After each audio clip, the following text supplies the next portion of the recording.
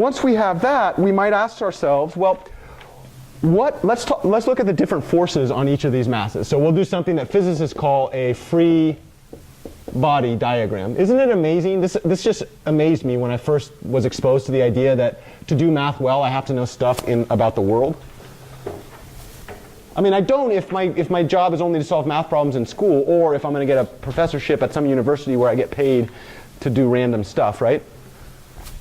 But if I care about actually using math in a technical career, it's not just the math that I care about, right?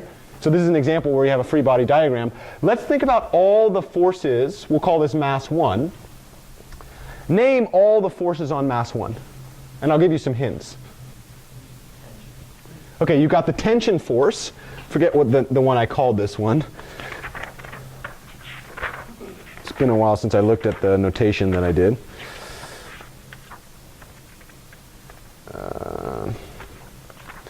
Yeah, maybe you call this the force of tension on mass 1. What else do you have? Force of gravity, so we'll call that Fg1. And then what else? Yeah, we have the force of the spring, and in this case we only have one spring, so we don't have to really worry about which spring it is, right? Okay, so let's talk about mass 2. Okay, what are the different forces on mass 2? We've got the force of tension in pendulum 2. We've got the force of gravity in mass 2, and then what else? Now, this is a kind of a question, isn't it? When we think about F sub s, which way is F sub s positive? It really depends on the frame of reference that we introduce, right? But whatever this one is, it should be the opposite orientation of this one. So this one you could call negative F sub s, right? In this case, I would say that positive forces should imbue positive displacements. So if I have my x is positive in this frame of reference, could you guess which way u is positive? Yeah, and for me, that means that forces of the spring should be positive in that direction. So that positive forces create positive displacements, and the negative forces create negative displacements. What do you notice? There's a major simplifying assumption here. We will assume that the spring never goes cockeyed, that the spring never goes in a situation where it's like vertical. In other words, the vertical motion, the change in this thing is a pendulum, so it actually does change its height, right? But if the pendulum doesn't change that high, and all I care about is the transverse motion, the motion across the frame of reference, then can you guess what I might assume to make the problem simpler? That it's flat. In other words, if I decompose the tension force into the force horizontal and the force vertical in the z-axis and the force horizontal in the x-axis, could you guess what we say if this thing never changes its height in that assumption? These two forces, they're equal in magnitude, opposite in orientation. There's zero acceleration in the z-axis. The only acceleration is happening in the x-axis. And we might call this thing, I forget for the moment what I called it. I think I called it the pendulum force. Yeah, so I think I call this the force of the pendulum on mass 1. And then the same thing's true over here. I've got the force of the tension in that direction, and now I have the force of the pendulum on mass 2. Okay. Now the question is, well, what is the force in the spring? So that's definitely one that shows up in both cases. What is that force? Well, what is a force in any spring? What did we say the force stored in a spring, the net force stored in the spring? It's the spring constant times the change in length. Why do I say change in length and not displacement? The word displacement, what do the displacements talk about? How the masses are changing positions. Change in length, what was another way to say change in length? Elongation. So it's the elongation of the spring. And the question is, how does this spring elongate from the initial equilibrium position to whatever position we are at a minute. And this is where we've got to be a little creative. There is a lot of subtle physics going on here. It took me quite a long time to get my head around this. It's the difference between the two of those, right? The elongation is the difference between the length at any time minus the initial length. What's the length at any time? What's the difference between this and that? Must be x2 minus x1, right? So that's the length at any time. What's the initial length? Yeah. And then we are now algebraic professionals, right?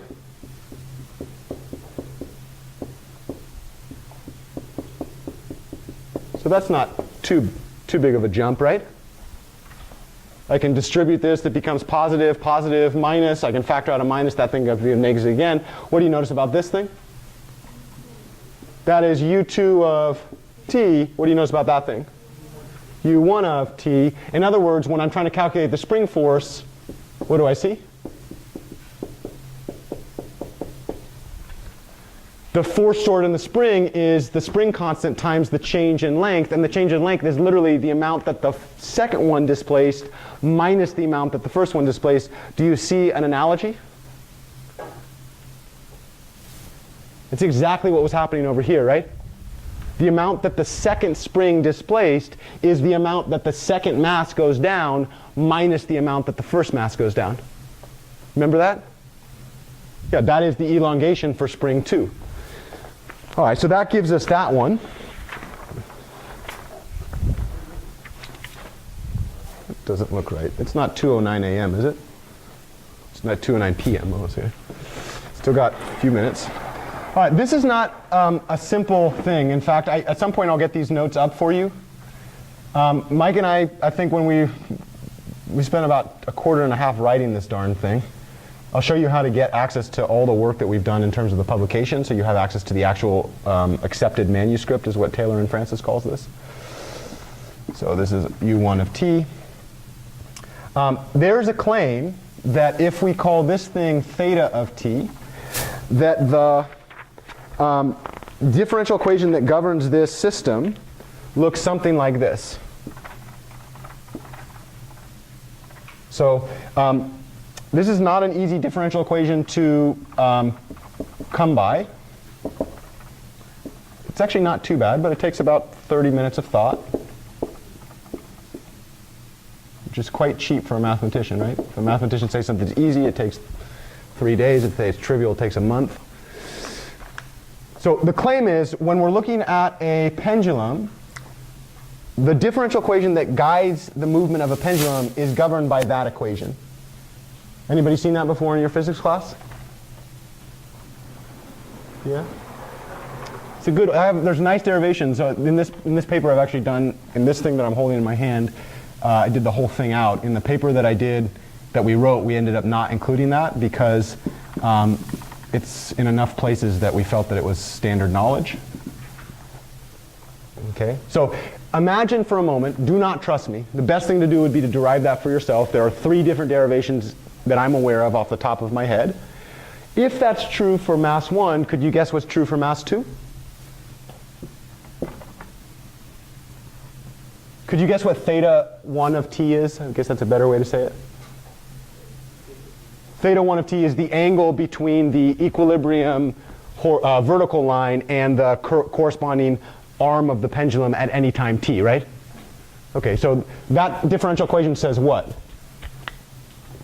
The second derivative of theta is equal to the negative force of gravity over the length of the pendulum times the sine of that theta. Could you guess what the second differential equation would look like? Second derivative of the second angle is the negative acceleration due to gravity divided by the length of the pendulum for the second pendulum times the sine of -2. Yeah, and I suppose I should write theta 1 up here. Okay, and what that means is if I want to do a general equation for both pendulums, that I could actually write it like this, right? Should you trust me? I'm full of malarkey. I'm lying through my teeth right now. Until you confirm that this actually works and that you can derive this for myself, do not trust me.